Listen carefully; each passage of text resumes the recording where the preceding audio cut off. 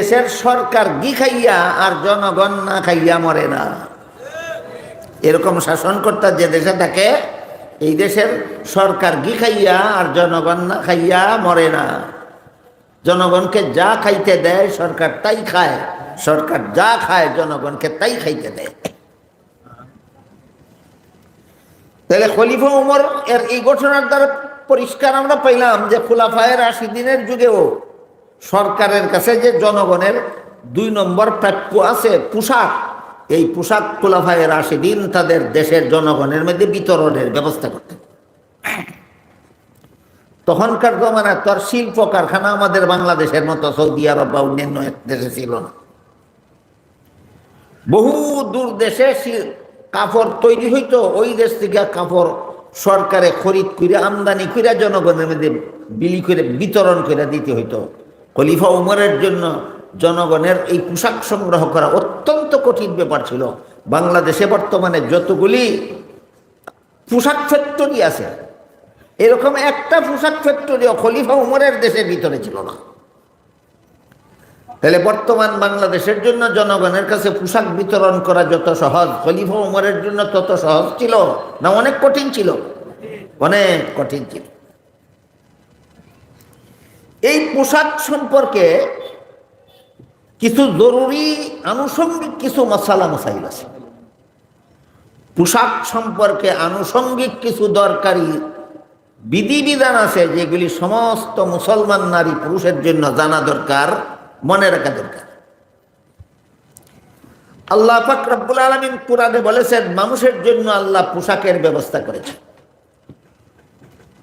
যে আয়াতে এই কথা বলেছেন, এই আয়াতের তফসিরে ব্যাখ্যায় তফসিরের কিতাবে লেখা আছে মানুষের পোশাক ব্যবহারের উপকারিতা 3টা। পোশাক ব্যবহারের উপকারিতা কটা? 3টা। 1 নম্বর উপকারিতা হইল পোশাক ব্যবহারের দ্বারা সতর ডাকাত। এগুলি মনে রাখবেন। পোশাক ব্যবহারের 1 নম্বর উপকারিতা সতর ডাকাত। আশা করি আপনাদের যারা নিয়মিত তাফসীর শুনেন, ওয়াজ মাহফিল শুনেন, আপনাদের অজানা থাকার কথা নয় যে পুরুষের সতরের একটা নির্ধারিত সীমানা আছে, মহিলাদের সতরের আরেকটা নির্ধারিত সীমানা আছে। পুরুষের সতর হলো নাভির থেকে হাঁটু পর্যন্ত। পুরুষের সতর কি পরিমাণ? নাভির থেকে হাঁটু পর্যন্ত। মহিলাদের সতর হইল চেহারা, হাতের পাঞ্জা আর পায়ের পাতা ছাড়া সর্বাঙ্গ।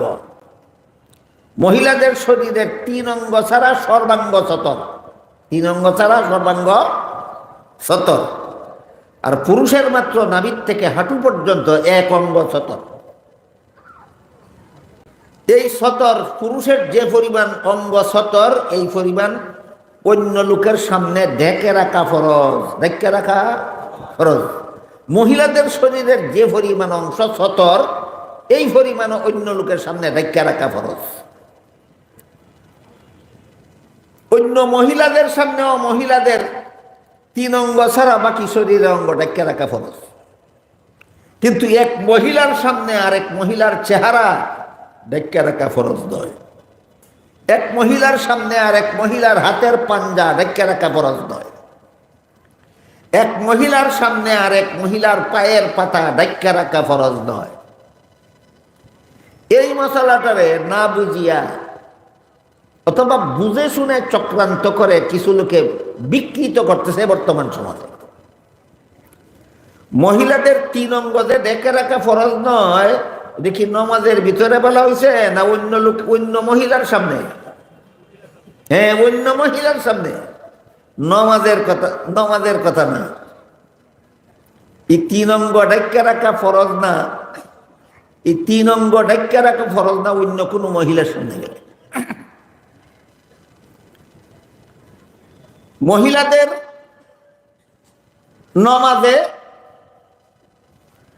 চেহারা খোলা রাখা জায়েজ আছে। মহিলাদের নমাজে হাতের পাঞ্জা খোলা রাখা জায়েজ আছে। মহিলাদের নমাজে পায়ের পাতা খোলা রাখা জায়েজ আছে।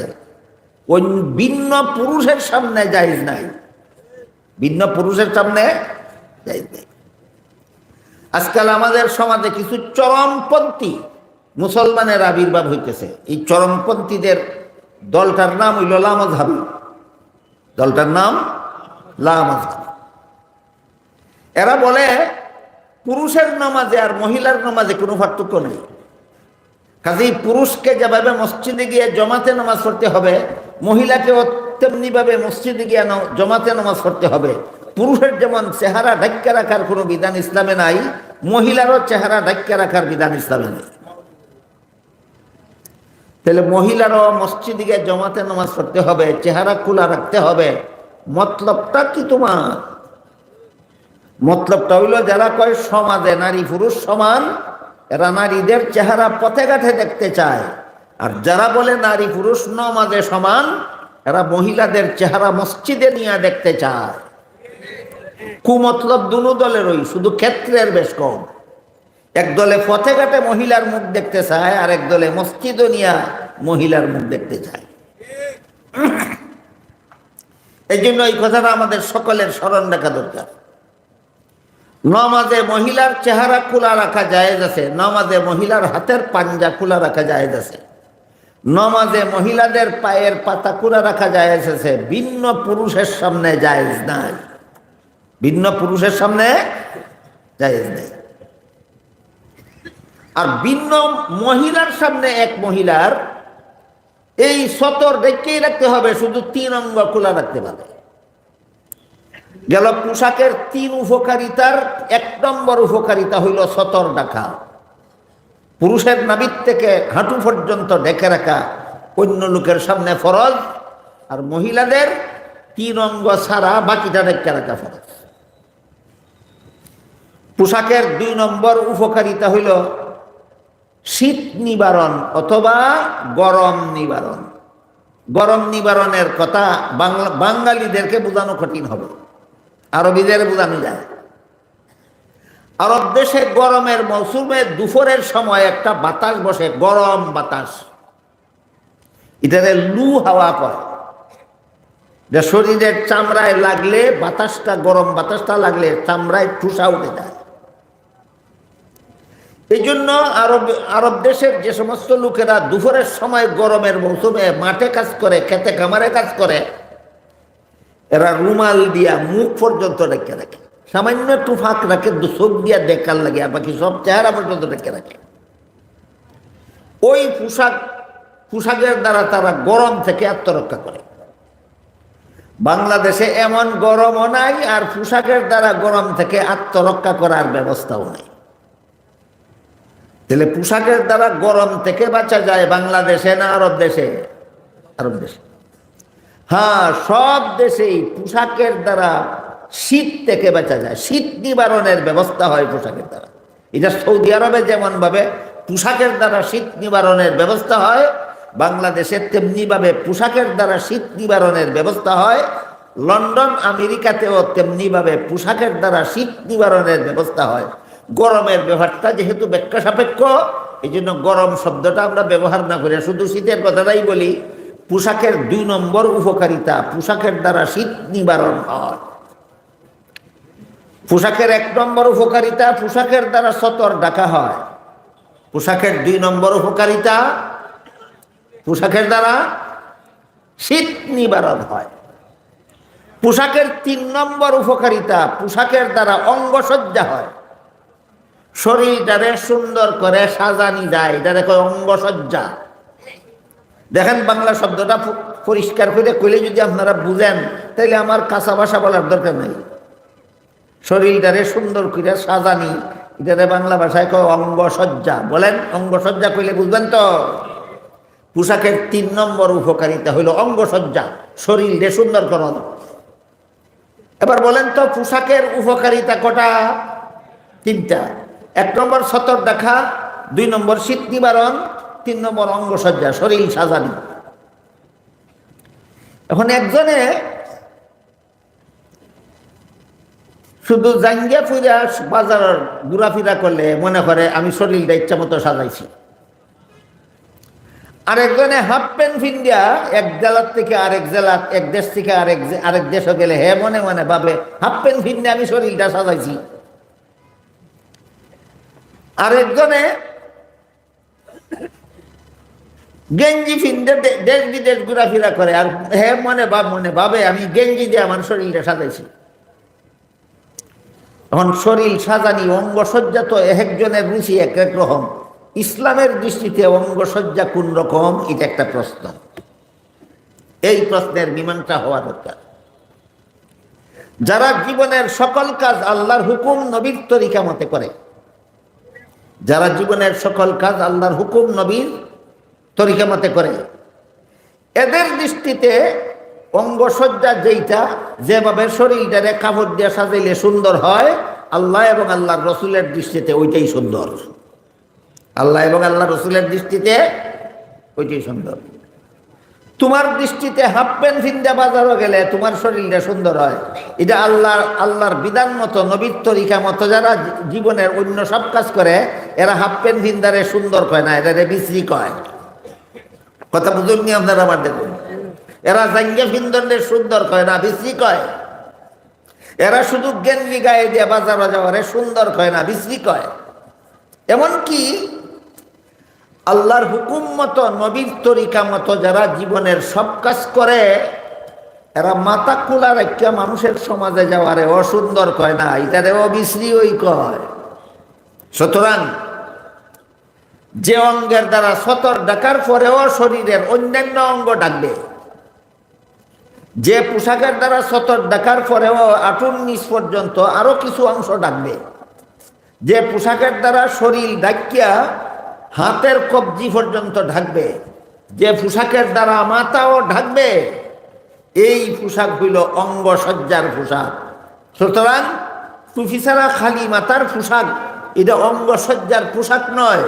জামা ছাড়া গেঞ্জির পোশাক যে অঙ্গসজ্জার পোশাক নয়। হাঁটু ডাকে না এমন প্যান্ট, এমন হাফ প্যান্ট নামের পোশাক অঙ্গসজ্জার পোশাক নয়। এই জন্য মুফাসসিরিনে কেরাম তাফসীরের কিতাবে লিখেছেন, যেই পোশাক সুন্নতি রুচি সম্পন্ন, সুন্নতি রুচি সম্পন্ন লোকের কাছে খালি মাথায় মানুষের সমাজে যাইতে সংকোচ বোধ হয়। যারা রুচিটা সুন্নতি রুচি, এরা খালি মাথায় বাজারও যাইতে করে, লজ্জাবোধ করে, সংকোচ বোধ করে। খালি মাথায় মানুষের সমাজে যাইতে সংকোচ বোধ করে। খালি মাথায় বন্ধু বান্ধবীকে নিয়ে আলাপ সালাপে বসতে সংকোচ বোধ করে। যেই পোশাকে সমাজের মানুষের সামনে যেতে রুচি সম্পন্ন মানুষের সংকোচ বোধ হয়, এমন পোশাকের দ্বারা নামাজ পড়লে নামাজ মাকরুহ হয়, নামাজ মাকরুহ হয়। এই জন্য আল্লামা মুফতি শফি রহমতুল্লাহি আলাইহি তাফসীরে মারিফুল কোরআনে পরিষ্কার ভাষায় লিখেছেন, খুযু যিনাতাকুম ইনদা কুল্লি মসজিদিন।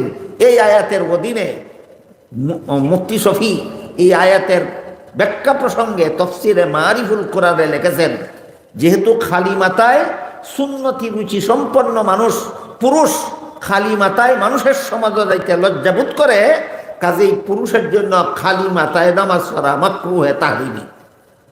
খালি মাথায় নামাজ পড়া মাকরুহ, খালি মাথায় নামাজ পড়া মাকরুহ। আর যে পোশাকের দ্বারা শরীর ঢাকে কিন্তু দুইটা কুরুচিপূর্ণ বিশেষণ আছে এর মধ্যে। একটা হলো এমন পাতলা কাপড় দিয়ে পোশাক বানাইছে যে কাপড়ের উপর থেকে ভিতরে শরীরের রং দেখা যায়। এমন পাতলা কাপড় দিয়া যদি পোশাক বানায় যে কাপড়ের উপর থেকে ভিতরে শরীরের রং দেখা যায়, এমন কাপড় দিয়া যদি সতর ডাকে, এমন কাপড় দিয়ে যদি সতর ডাকে, অথবা যে পোশাক পাতলা কাপড় দিয়ে বানাইছে না, বানাইছে মোটা কাপড় দিয়েও, কিন্তু শরীরের সাথে এমনভাবে টাইট ফিটিং হওয়ার কারণে শরীরের গঠন প্রণালী টের পাওয়া যায়। এই দুই ধরনের পোশাক দিয়ে যদি কেউ সতর ডাকে, হাদিস শরীফে আল্লাহর রাসূল বলেছেন, কাসিয়াতুন আরিয়াত, এরা কাপড় ফিন্দাও লেংটা, কাপড় ফিন্দাও লেংটা। বিশেষ করে একদল মহিলা সম্পর্কে হাদিস শরীফে আল্লাহ রাসূল বলেছেন, রাসূল বলেন, দুই দল জাহান্নামী আছে দুনিয়াতে, এখনো আমার আমলে আসে নাই। আখিরি জমানায় দুনিয়াতে দুই দল জাহান্নামীর আবির্ভাব হবে। দুই দল মানুষ জাহান্নামী। রাসূল বলেন আমার যুগে আসে নাই দুনিয়াতে, আখিরি জমানায় আসবে। দুই দলের মধ্যে এক দল হইল ক্ষমতাশালী শুকরা ফুলাফান, ক্ষমতাশালী শুকরা ফুলাফান, এমারাতুস সিবিয়ান। অল্প বয়সের ছেলেফেলেরা দেশের ক্ষমতার অধিকারী হবে। অল্প বয়সের ছেলেফেলেরা দেশের ক্ষমতার অধিকারী হইয়া না শিখছে দেশের নিয়ম নীতি, না শিখছে সরকারের কি দায়িত্ব, না শিখছে জনগণের কি দায়িত্ব। এই সমস্ত শুকরা ফুলাফান, এই সমস্ত অল্প বয়সের ফুলাফান, এরা না শিখছে জনগণের কাছে সরকারের কি অধিকার, না শিখছে সরকারের কাছে জনগণের কি অধিকার। দলের ঠেলায় ক্ষমতার বলে গদি ভেইয়া লাইছে, ক্ষমতা তো হয়ে লাইছে ভাইয়া, যা মনে চায়, যার সাথে যেভাবে মনে চায় সেইভাবে দুর্ব্যবহার করে। আল্লাহ রসুল বলেন এই সমস্ত শুকরা আখিরি জমানায় দুনিয়াতে আসবে, এরা জাহান্নামী। এরা আমি দেখছি না, তোমরা দেখতে পাবে। রসুলে যে বলছেন রসুলের যুগে এরার আবির্ভাব হয়েছিল না, আখিরি জমানায় আবির্ভাব হবে। আপনারা কি মনে করেন আপনাদের জমানায় এই ধরনের মাথা ফাতলা খেতা ফাতলা অল্প বয়সের নেতা ফেতা আবির্ভাব হয়েছিল না? হয়েছে না? আল্লাহ রসুল এই হলো একদল জাহান্নামী। আর একদল জাহান্নামী হবে আল্লাহ রসুল বলেন একদল মহিলা। প্রথম দল জাহান্নামী হলো একদল শুকরা ফুলাভান, আর দ্বিতীয় দল জাহান্নামী হবে রসুল বলেন একদল মহিলা। এই মহিলা কেন জাহান্নামী হবে বর্ণনা করে রসুল বলেন কাসিয়াতুন আরিয়াত। এরা এমন পোশাক কিনবে যে পোশাক কিন্দা আর ল্যাংটা থাকা সমান, যে পোশাক পরা আর ল্যাংটা থাকা সমান। এই হাদিসের ব্যাখ্যায় মুহাদ্দিসিনে কেরাম বিভিন্ন ব্যাখ্যা লিখেছেন, এর মধ্যে দুইটা ব্যাখ্যা আপনাদের শোনাই। কাপড় পরায় আর ল্যাংটা দেখায় সমান একদল মহিলারা যে আল্লাহ রসুল বলছেন আখিরি জমানায় আবির্ভাব হবে, এরা জান্নাতে যাবে দূরের কথা, জান্নাতের সুগন্ধও পাবে না। এই পোশাকটা কেমন পোশাক? একরকম হইল এমন ফাতলা কাপড়, ফাতলা শাড়ি ফিন্দিয়া মহিলা বাজারও ঘোরাফিরাত বেরিয়েছে, যে শাড়ি পরানো থাকলেও শাড়ির উপর থেকেই ভিতরে শরীরের চামড়ার রং দেখা যায়। এইরকম পাতলা পোশাক পরে যে সমস্ত মহিলারা সমাজের মানুষের সামনে যায়, আল্লাহ রসুল বলেন এদের কাপড় পরা আর ল্যাংটা থাকা সমান। এরা জান্নাতে যাবে দূরের কথা, জান্নাতের সুগন্ধও পাবে না। এই যে কাপড় পরলেও ল্যাংটা থাকার মতো, এই কাপড়ের আরেক ব্যাখ্যা হইল যে কাপড়টা চিকন না, পাতলা না, কাপড়টা মোটা হইল, কিন্তু শরীরের মাফে মাফে ফিট। পাউ যত বড় এই প্যান্ট তত বড়, রান যত বড় প্যান্ট তত বড়, নিতম্ব যত বড় প্যান্ট তত বড়। এটা প্যান্ট এমন টাইট ফিট প্যান্ট ফিনছে, এদের প্যান্টের ভিতরে কোন অঙ্গ কি পরিমাণ উঁচা কি পরিমাণ নেশা বুঝতে অসুবিধা নেই। আল্লাহর রাসূল বলেন এই মহিলাও কাপড় ফিন্দিয়া ল্যাংটা, এটা ল্যাংটা মার্কা কাপড় কিনছে। এই সমস্ত মহিলা আখিরাত জমানায় আবির্ভাব হবে দুনিয়াতে। রাসূল বলেন এরা জান্নাতে যাবে, দূরের কথা জান্নাতের সুগন্ধ পাবে না। আমার ছাত্র জমানায় দেখছি আমাদের সমাজে একদল পুরুষের মধ্যে ওই রকম নোংরা পোশাক পরার একটা প্রথা ছিল। এমন টাইট ফিট প্যান্ট পিনত একদল শুকরা ফুলাফানে, এই প্যান্ট পরলে পরেও যেই জিনিসটা ডাকবার লাগি প্যান্ট কিনছে, এই জিনিসটা প্যান্ট ঠেলাইয়া ভুলিয়া রয়েছে। রসুলের কথা মতো এও ল্যাংটা মার্কা প্যান্ট। কি মার্কা প্যান্ট? ল্যাংটা মার্কা প্যান্ট। আমি একবার ব্রাহ্মণবাড়িয়ায় হুজুরের ওয়াজ শুনছিলাম, উনি বলেন যে তুমি যে প্যান্ট কিনছ এই প্যান্টে পিন্দা তোর বাতিজির সামনে কোন লাচে যাস। তাহলে বুঝে থাকলে বলেন যে কাপড়ের দ্বারা সতর ঢাকা হয়, এই কাপড় যদি টাইট ফিট হয় তাহলে পোশাক পরার প্রথম উদ্দেশ্য সফল হয় না ব্যর্থ হয়? ব্যর্থ হয়। এই জন্য এই মশলাটা আমাদের সমাজের সমস্ত নারী পুরুষের জেনে রাখা দরকার, যে পোশাক পরলে আমার সতর হয়তো দেখা যায় আর নয় সতরের আকার আকৃতি দেখা যায়, সতরের গঠন প্রণালী টের পাওয়া যায়। এই দুই ধরনের পোশাক পরা হারাম, এই দুই ধরনের পোশাক পরা হারাম। আল্লাহ রসুল বলেছেন এই ধরনের পোশাক পরে যারা মানুষের সামনে যাবে এরা জান্নাতে যাবে দূরের কথা, জান্নাতের সুগন্ধও পাবে না। গেল পোশাকের 3 উপকারিতা। 1 নম্বর সতর ঢাকা, 2 নম্বর শীত নিবারণ, 3 নম্বর অঙ্গসজ্জা। মনে থাকবে পোশাকের 3 উপকারিতা। 1 নম্বর সতর ঢাকা, যেই পোশাকের দ্বারা সতর ডাকে না এই পোশাক ফিন্দা আর ল্যাংটা থাকা সমান গুনাহ। যেই পোশাকে সতর ডাকে না এই পোশাক পরা আর ল্যাংটা থাকা সমান গুনাহ, সমান গুনাহ। বুঝতে পারছেন? আর পোশাকের 2 নম্বর উপকারিতা হইল বাংলাদেশের জন্য শীত নিবারণ, আরব দেশের জন্য শীত গরম উভয়টা নিবারণ। পোশাকের 3 নম্বর উপকারিতা হইল অঙ্গসজ্জা। অঙ্গসজ্জা যার যার রুচি মতো না সুন্নতি রুচি সম্পন্ন মানুষের দৃষ্টি মতো। সুন্নত যার জীবনের সকল কাজ আল্লাহর বিধান মতে হয়, যার জীবনের সকল কাজ নবীর তরিকা মতে হয়, তার দৃষ্টিতে যেই পোশাক সুন্দর আল্লাহ এবং আল্লাহর রাসূলের দৃষ্টিতেও সেই পোশাক সুন্দর। আল্লাহ আপনাদের আমাদের সবাইকে এই পোশাকের উপকারিতাগুলি মনে রাখার, উপকারিতাগুলি যথাযথভাবে লাভ করার তৌফিক দান করুন ইনশাআল্লাহ। আগামীকাল, আজকে পোশাক সম্পর্কে যত সামান্যই আলোচনা হইল, আগামীকাল শিক্ষা। সরকারের কাছে জনগণের 3 নম্বর পাওনা হইল শিক্ষা, খাদ্য, বস্ত্র, শিক্ষা। আগামীকাল সরকারের কাছে জনগণের কোন শিক্ষা, কেমন শিক্ষা, কি পরিমাণ শিক্ষা পাওনা, এটা ইনশাআল্লাহ আগামীকাল আলোচনা হবে। আপনারা বসা থাকেন, আমার পরে যিনি বয়ান করবেন আশা করি আপনাদেরকে নিয়ে দোয়া করবেন।